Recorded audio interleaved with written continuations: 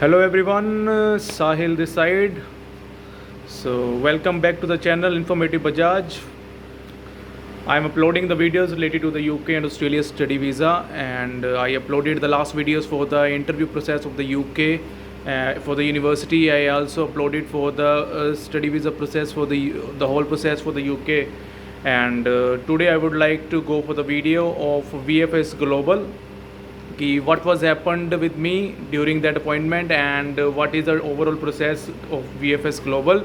So before that, please subscribe the channel and like the video, share the video so that you can get the information about these things on time. Overall जो मेरा तो experience था VFS global का, so it was quite good. मेरा cash letter आया था and same day cash letter मेरा morning में आया था और सेम डे मैंने अपनी प्रोसेस वीज़ा फाइलिंग भी करवा दी थी और अपॉइंटमेंट भी बुक करवा दी थी अपनी VFS में. सबसे पहले जैसे मैंने आपको लास्ट वीडियो में बताया था कि बेसिक की फ़ीस पे होती है, उसके बाद इंश्योरेंस हमारी पे होगी और साथ ही में हमें ऑप्शन आएगा कि वीज़ा का क्या कहते हैं VFS अपॉइंटमेंट करवाने का. तो मेरी अपॉइंटमेंट कैश लेटर जिस दिन आई थी उससे 4 से 5 दिन के बाद की मिल रही थी मेरे को. So I did that appointment. During that appointment आपको कुछ चीज़ें हैं जो ध्यान में रखनी पड़ेंगी. जो आपकी पहले तो वीज़ा फ़ीस जो आपने जिस भी रीजन में लिया होगा, स्टैंडर्ड में या सुपर प्रायोरिटी या प्रायोरिटी में, वो उसकी फ़ीस आपकी जाएगी, इंश्योरेंस की जाएगी. और जब अपॉइंटमेंट लेते हैं VFS ग्लोबल की, जो आप चंडीगढ़ में जा सकते हो, दिल्ली में जा सकते हो, पंजाब में जलंधर में भी जा सकते हो और अलग अलग चेन्नई वगैरह काफ़ी शहरों में उपलब्ध है.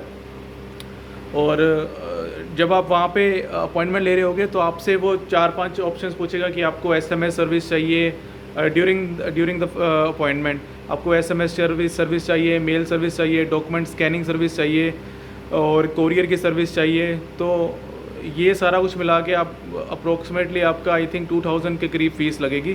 सो I must recommend that you guys take the mail service, you guys should take the SMS service. Also document scanning service भी आप लीजिए, क्योंकि जहाँ हमने इतना पैसा लगा लिया है तो अगर हम 400-500 के लिए अगर नहीं भी लेंगे तो शायद वो हमारा ही नुकसान होगा. बिकॉज ये ऐसा टाइम होता है कि we should have everything correct, that कि मतलब किसी भी चीज़ में कोई गुंजाइश ना रहे, हमारा सारा कुछ ओके रहे. तो आप डेफिनेटली लीजिए ये सारी सर्विसेज. आई थिंक 150 के करीब मेल सर्विस और SMS सर्विस रहती है, 1000 के करीब स्कैनिंग की और 500 रुपये कोरियर के चार्जेस रहते हैं. तो और कोरियर के चार्जेस, कोरियर के लिए आपको अपना प्रॉपर एड्रेस बताना पड़ता है कि कहाँ पे आपकी जो पासपोर्ट है वो स्टैंप के बाद या विदाउट स्टैंप आपका डिलीवर हो. और अगर मैं आपको आगे बताऊं तो प्रोसेस आपका क्या रहेगा कि वहाँ पे आपको अपॉइंटमेंट की डेट मिलेगी और अपॉइंटमेंट की टाइमिंग्स मिलेंगी. अपने हिसाब से आप टाइमिंग बुक करा सकते हो. सुबह 9 बजे से लेके 3-4 बजे तक अपॉइंटमेंट्स रहती हैं और मेरी अपॉइंटमेंट थी जो दोपहर के 2 बजे की थी और मैंने चंडीगढ़ को बुक किया था. तो वहाँ पे मैं 2 बजे पहुँच गया था. और अगर आप सपोज़ कीजिए अगर आप फाइलिंग के दौरान अगर आप नहीं भी ले पा रहे ये service, SMS service, mail service, जब आप VFS में जाओगे, VFS अलांटे मॉल जो चंडीगढ़ में है वहाँ पे मैं गया था. तो वहाँ पे अब जब आप VFS के रीजन में जाओगे वहाँ पे आपके पहले तो वेट करवाएंगे 15 से 20 मिनट. अगर आप जल्दी पहुँचे हो उसके बाद आपका टोकन नंबर मिलेगा. अंदर आपकी टोकन नंबर मिलने के बाद फिर आपको वो ऑफिसेज़ में लेके जाएंगे ऊपर लिफ्ट्स के दौरान. एंड उसके बाद आपको वहाँ पे अलग अलग कंट्रीज़ के लगे होते हैं. जैसे UK के लिए अलग लाइन बनी होती है, कनाडा के लिए अलग, ऑस्ट्रेलिया के लिए अलग, बाकी कंट्रीज़ के लिए अलग. सो आपको अपनी कंट्री के हिसाब से उस लाइन में लगना है. तो वहाँ पे जब आप पहुँचोगे वहाँ पे अगेन आपसे वेरिफिकेशन होगी कि आपने कौन कौन सी सर्विस ली है. और अगर आप कुछ अपग्रेड भी कराना चाहते हैं, सपोज़ कीजिए कि अगर आपने नॉर्मल सर्विस ली है, मैंने जो ऑनलाइन ली थी वो नॉर्मल सर्विस ली थी यहाँ पे वीज़ा की, लेकिन वहाँ पे जाके जब उन्होंने बोला कि अगर आप प्रायोरिटी लोगे तो आपका 1 वीक में आ जाएगा, तो सडनली मेरा माइंड चेंज हो गया और आई थॉट कि I should take a priority because I would get a result in the 7 और 6 डेज़, 5 वर्किंग डेज़. सो मैंने वहाँ पे अपनी सर्विस चेंज कराई, extra payment at a time कर दी थी. उनको ऑनलाइन पेमेंट कर सकते हैं आप, क्रेडिट कार्ड, डेबिट कार्ड से भी कर सकते हैं. तो वहाँ पे आप चेंज कर सकते हो. और बाकी हाँ सर्विसेज जैसे मैंने आपको बताया था, SMS सर्विस अगर आपको चाहिए कि आपका स्टेटस क्या चल रहा है अभी वीज़ा प्रोसेस का, कि कहाँ पे पहुँचा है वो, कहाँ क्या कोई गड़बड़ आ रही है क्या है. वहाँ मेल के चाहिए आपको. अगर आपने पहले नहीं टिक किया तो आप वहाँ पे जाके भी अपडेट कर सकते हैं अपनी सर्विसेज, मेल, SMS, कोरियर और स्कैनिंग की. मैं आपको डेफिनेटली रेकमेंड करूँगा कि आपकी केवल 2000 रुपीज़ की बात है तो आप डेफिनेटली ये सारी सर्विसेज लीजिए, बिकॉज़ इससे आपको अपनी स्टेटस पता लग जाता है कि आपकी एप्लीकेशन कहाँ तक पहुँची है या कुछ गड़बड़ हो रही है तो उसमें कुछ चेंजेस के लिए आपको मेल आ जाएगी, तो एवरीथिंग विल बी क्लियर, सारा कुछ क्लियर रहेगा तो बहुत बढ़िया रहेगा आपके लिए। उसके बाद मेरे को उन्होंने पूछा था तो मैंने ये सर्विस ली थी, देन मेरे को उन्होंने अंदर भेज दिया था और मेरे पास किट थी, वहाँ मेरे पास बैग था अपना और उसमें एक्चुअली मैंने हेडफोन्स भी पहने हुए थे, तो वहाँ पे हमारी प्रॉपर चेकिंग होती है कि कुछ भी ऐसी हेडफोन्स वगैरह अलाउड नहीं है वहाँ पे, तो बड़ी मुश्किल से मैंने वहाँ पे एडजस्ट किए थे अपना हेडफोन और कहीं और किसी को दिया थे, तो he took care about for the headphone for 1 hour approximately. And जब आप अंदर जाओगे वहाँ पे आपको बताएंगे कि यहाँ पे कैबिन्स भी बने हैं, लेकिन वो बॉक्सेस के, वो कैबिन्स के, वो आपके आई थिंक 200 और 250 समथिंग वो लेते हैं आपके मटेरियल, आपका सामान रखने के। सो आई रेकमेंड कि आप ऐसी चीज़ें मत ही लेके जाओ, बिकॉज़ वहाँ पे जाके एक्स्ट्रा पे करने के अच्छा है कि आप पहले ही प्रॉपर अपना जो जेन्युइन डॉक्यूमेंट्स है वही लेके जाइए। हाँ, सबसे ज़रूरी चीज़ जो डॉक्यूमेंट्स रहेंगे आपके डॉक्यूमेंट्स में आपके सारे academic documents from 10th onwards to your degree और masters whatever you have did, and उसके बाद आपके प्रॉपर वर्क एक्सपीरियंस की चाहे आपने 2 कंपनी में काम किया, चाहे आपने 10 कंपनीज में काम किया, उनके प्रॉपर ऑफर लेटर्स और appointment letters and experience letters, अगर हो सके तो जो करंट कंपनी है उसकी सैलरी स्लिप भी आपको लेके जानी चाहिए। और उसके अलावा आपको चाहिए हो गया अपने मेडिकल का सर्टिफिकेट, मेडिकल के सर्टिफिकेट के बाद आपके अपॉइंटमेंट लेटर सबसे ऊपर लगेगी, जो हमने जो ड्यूरिंग द वीज़ा फाइलिंग हमने की थी VFS की अपॉइंटमेंट लेटर, तो अपॉइंटमेंट तो उसकी वो लेटर मिलेगी आपको, प्रिंट मारेंगे आप खुद ही, तो वो भी आपको लगवानी है। उसके बाद आपको अपने बैलेंस सर्टिफिकेट ज़रूर लेके जाना, जो आपने फ़ंड शो किया यूनिवर्सिटी को उसका प्रॉपर बैलेंस सर्टिफिकेट और 1 दिन पुराना स्टेटमेंट चाहिए। मींस अगर आप सपोज करिए 5 तारीख को जा रहे हैं तो 4 तारीख तक आपके बैंक अकाउंट में कितने फ़ंड्स हैं, आपके 28 दिन ओल्ड हैं, 40 दिन ओल्ड हैं या 2 महीने ओल्ड हैं, तो वो आपको तब तक की स्टेटमेंट लेके जानी पड़ेगी। सो वो आप मस्ट लेके जाइए। ये सारे डॉक्यूमेंट्स वहाँ पे वेरीफाई होंगे। सबसे पहले आपको अंदर बिठा दिया जाएगा, फिर वहाँ पे आपको स्क्रीन के ऊपर टोकन्स चलते दिखेंगे कि हर बंदे का अलग अलग टोकन नंबर मिला होगा।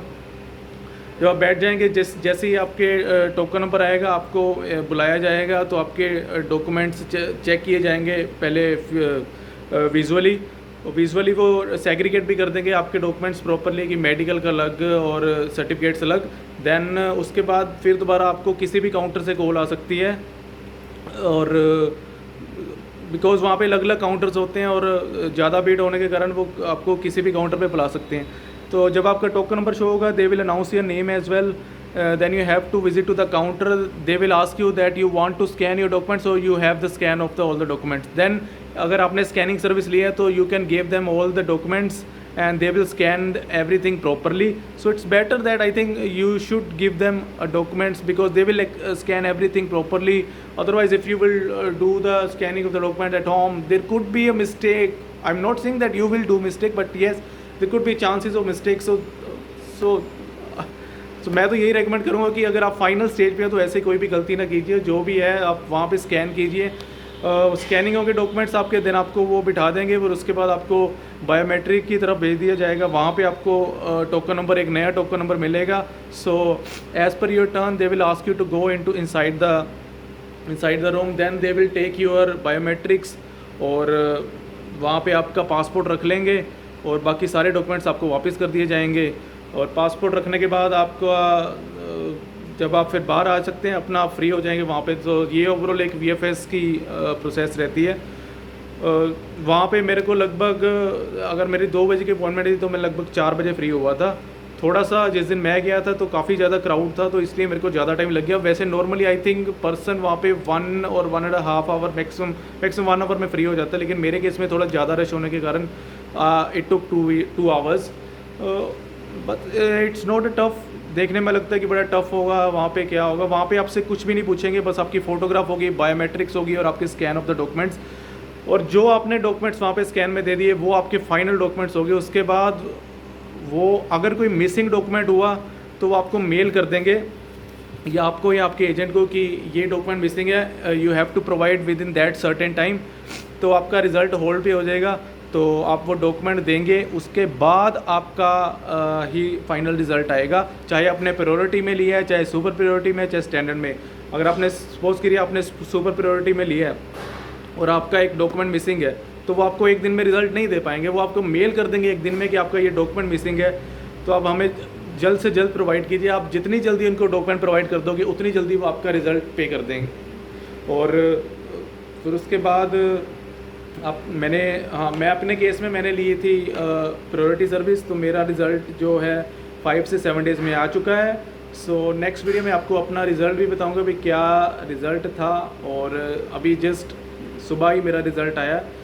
सो I will make 1 video for tomorrow कि कैसा रिज़ल्ट था, और क्या मतलब जब हम अप्लाई करके आते हैं और आफ्टर द अप्लाई जो वेटिंग पीरियड रहता है, चाहे वो 5 दिन का, 1 दिन के या 25 दिन का रहे, और वो वेटिंग पीरियड वो बड़ा मुश्किल होता है निकालना। एंड मैंने भी प्रायोरिटी में लिया था और मेरा रिज़ल्ट फुली 5 डेज़ में आ चुका था, 5 वर्किंग डेज़, पूरे 5 दिन में आ गया। लेकिन वो 5 दिन निकालने मेरे बड़े मुश्किल हो रहे थे, क्योंकि मैं बार बार SMS देख रहा था, मेल्स चेक कर रहा था, एजेंट से फॉलोअप ले रहा था कि when can I get the result, because patience बंदे का ख़त्म हो जाता है और बड़ी एक्साइटमेंट रहती है कि क्या रिज़ल्ट आएगा।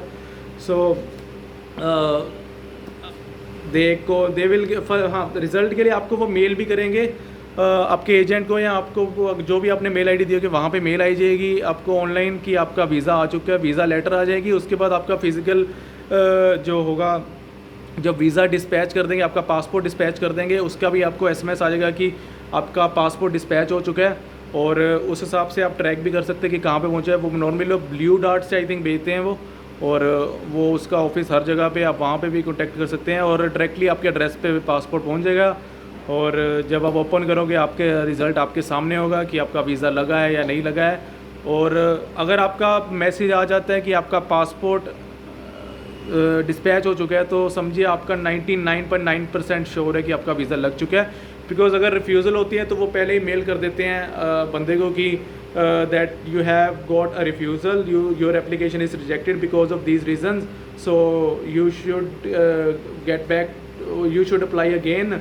तो आपको दोबारा अप्लाई करना पड़ेगा, या फिर ये मेरे डॉक्यूमेंट्स के कारण आपका रिजेक्शन आई है, तो आपको इस हिसाब से अपनी प्रोफाइल को आगे अपडेट करना पड़ेगा। तो ओवरऑल ये चीज़ रहती है रिफ्यूज़ल के लिए। सो गाइज़, अगर आपको मैसेज आया कि आपका पासपोर्ट डिस्पैच हो गया, तो I think you should not worry that, because you have got your visa. और कई बार आपको मेल भी आ जाती है वीज़ा लेटर की कि that your visa is approved और not. So overall this is a process, it's not a tough but it's a long process, and it's a waiting process as well. जैसा कि मैं आपको बता रहा था कि स्टैंडर्ड वीज़ा में आपको ज़्यादा वेट करना पड़ेगा, 20, 25, 30 दिन वर्किंग डेज लग सकते हैं, बिकॉज आजकल रश भी बहुत ज़्यादा हो रहा है यूके में, तो रश के कारण फाइल्स बहुत ज़्यादा हैं, so it could be difficult for embassy to give the result to them. So VFS Global is not an embassy. They take your documents, they give to the UK embassy, they verify everything, then only they give you the result. उसके बाद ही वो आपको result देते हैं। So I hope that you guys are able to understand what is the VFS process, and best of luck for everyone who is going for the UK visa process. And मैं आपको अपने result का और मेरा क्या reaction था result आने के बाद और कैसा रिज़ल्ट आया, वो सारा कुछ आपको नेक्स्ट वीडियो में बताऊंगा। Till the time, good luck and good night. Thank you. Please subscribe the channel and share the videos, like the videos, so that you will keep support me and that would be helpful for me. Thank you so much.